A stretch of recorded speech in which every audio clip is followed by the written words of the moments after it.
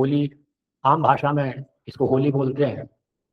यहाँ विद्वान लोग बैठे हुए हैं, जानते हैं कि संस्कृत में जो आधा आग के अंदर आधा भुना हुआ अन्न होता है उसको होलक कहते हैं। उसका अपभ्रंश बना होला, होले से बन गई होली।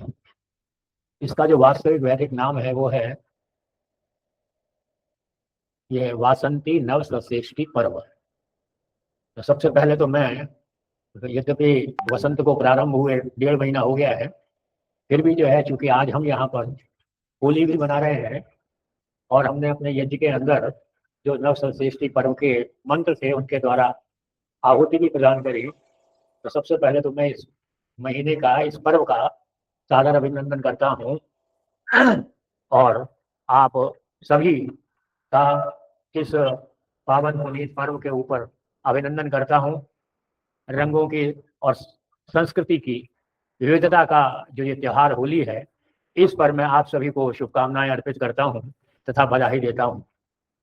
और इस पर्व का स्वागत इस प्रकार करता हूँ कि आज अंबर हवन पे अनुपम छटा छवि छा रही क्यों, काम्य कानन में कलित कुलगान कोकिल गा रही क्यों, क्यों मधुर मधुरस लिए मधुमास होली मास आया और दिग दिगंत बसंत कामनी कंत भर अनुराग लाया, और कर रहे नभ से इशारे रविचंद्र तारे, स्वागतम स्वागतम सुख शांति संतों के सहारे स्वागतम।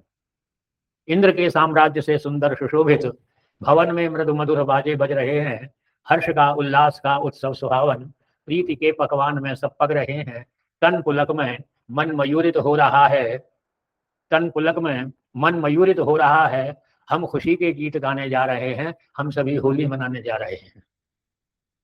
वास्तव में इसका नाम वासंती नव संश्रेष्ठी है।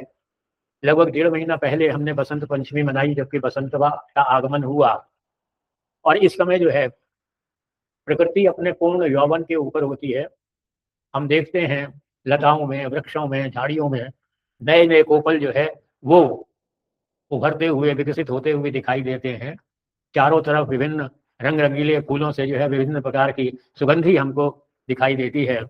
और ऐसे समय में मुझे, आप सभी बहुत सारे उधरी के हैं, तो वहाँ की खेतों की जो है वो दृश्य दिखाई देते हैं कि इस समय अगर आप उत्तरी भारत के अंदर जाएं तो एक तरफ अगर आप खेतों को देखें तो वहाँ पर जो है सरसों की पीली चादर बिछी हुई दिखाई देती है। दूसरी तरफ निगाह करें तो दूसरी तरफ खेतों में जो है वो कपास की सफ़ेद चादर जो है दिखाई देती है। और तीसरी तरफ अगर निगाह करें तो आपको धान और गेहूं की हरी हरी बालियों की हरी चादर दिखाई देती है। ऐसा लगता है कि सारा भारत जो है इस तिरंगे में पूरी तरह से तरंगित हो गया है। और केवल मात्र ये प्राकृतिक सौंदर्य वनस्पतियों में है ऐसी बात नहीं। आपको इसी ऋतु के अंदर कोयल की कुहू कुहू सुनाई देती है, पपीहे की पीही पीही सुनाई देती है, और कहीं कीकर की किरकिर भी सुनाई देती है। मतलब सब इस समय जो है मस्त होते हैं।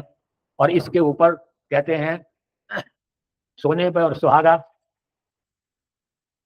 मनुष्य की कर्मठता को ललकारने वाली जो ये प्रकृति है, उस प्रकृति के चुनौती को स्वीकार करते हुए किसान परिश्रम करता है, पसीना बहाता है और फसल बोता है। और ये वो समय है जबकि फसल जो है पूरी तरह से पक चुकी होती है। तो नव संश्रेष्ठी आप सभी जानते हैं कि जो नया अनाज आता है उसको कहते हैं।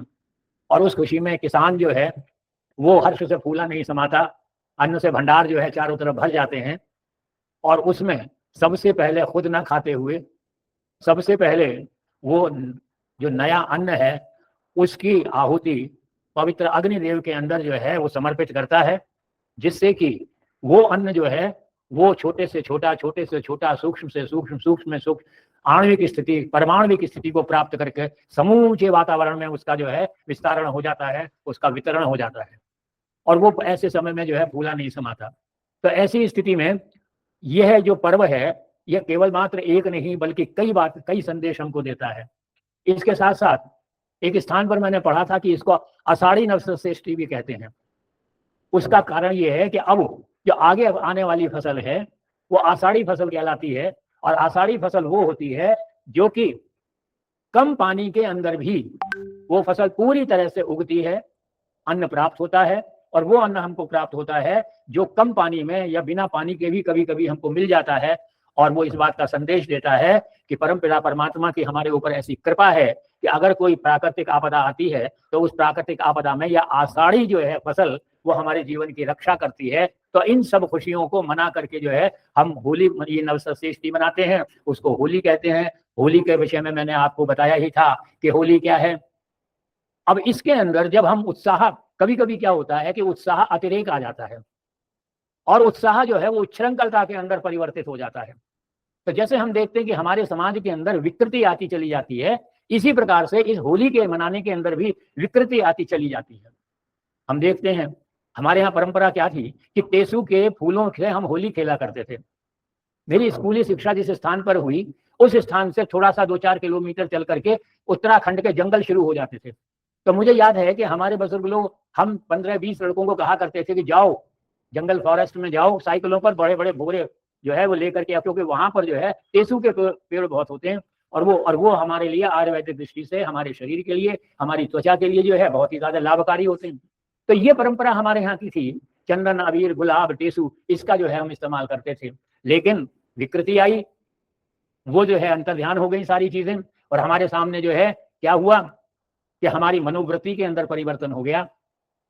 हमारे वो जो रंग, गुलाल, अबीर थे उनके स्थान पर कीचड़ से जो है होली खेले जाने लगी और कुछ बदतमीजियां होने लगी, और उनके अंदर हमारे जो पावन पुनीत रिश्ते थे उनको विकृत कर दिया गया। तो मैंने कुछ पंक्तियां लिखी, शुरू की कुछ पंक्तियां जो हैं वो तो उनकी तरफ से हैं जो उस प्रकार की होली मनाते हैं। पंक्ति है कि कब समझो होली है, कब समझो होली है। तब इस प्रकार की जो सांस्कृतिक विकृति लिए हुए होली मनाते हैं वो ये कहते हैं कि उछलती कीच हो, दिल बदतमीज हो, फटती कमीज हो, तब समझो होली है। और भांग की प्याली हो, मदरा निराली हो, देवर और साली हो, तब समझो होली।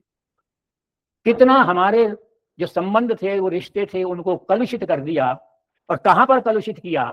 वहां उस स्थान के ऊपर कलुषित किया जहां मर्यादा पुरुषोत्तम राम अपनी पत्नी माता सीता के साथ और छोटे भाई लक्ष्मण के साथ वनवास में आते हैं। माता सीता का अपहरण हो जाता है और वायुयान से जो है वो माता सीता अपने गहने, अपने जेवर उतार करके पोटली बना करके नीचे डाल देती हैं कि राम को, जब मेरे पति को या मेरे देवर को ये मिलेंगे तो मेरी खोज करने में उनको आसानी होगी। तब वानर राज जो है उनको मिलती है वो पोटली, वो मर्यादा पुरुषोत्तम राम को देते हैं। वो तो वैसे ही विरह वेदना में व्याकुल थे। उन्होंने कहा, लक्ष्मण तुम देखो कि ये क्या सीता के ही आभूषण हैं? तो वाल्मीकि के शब्दों में जो है वो लक्ष्मण कहते हैं, ना हम जानामी केयूरे, ना हम जानामी कुंडले, नूपुरे तो भी जानामी नित्यम पाद अभिवंदनाथ। कि मैं बाजूबंद जो है इनको नहीं पहचानता ये किसके हैं, ये कुंडल नहीं जानता किसके हैं, लेकिन इन बिछुओं को मैं जानता हूं क्योंकि मैं प्रतिदिन अपनी माता, अपनी भाभी सीता के जब पाद वंदना करता था, चरण स्पर्श करता था, तब ये मुझे दिखाई देते हैं। इतने पावन पुनीत जो है, जो हमारे यहाँ के रिश्ते थे, उनको कुछ लोगों ने इतना विकृत कर दिया कि अब जो है देवर, भाभी और साली जो है वो हमको जो है एक विकृत रूप के अंदर जो है दिखाई देने लगी।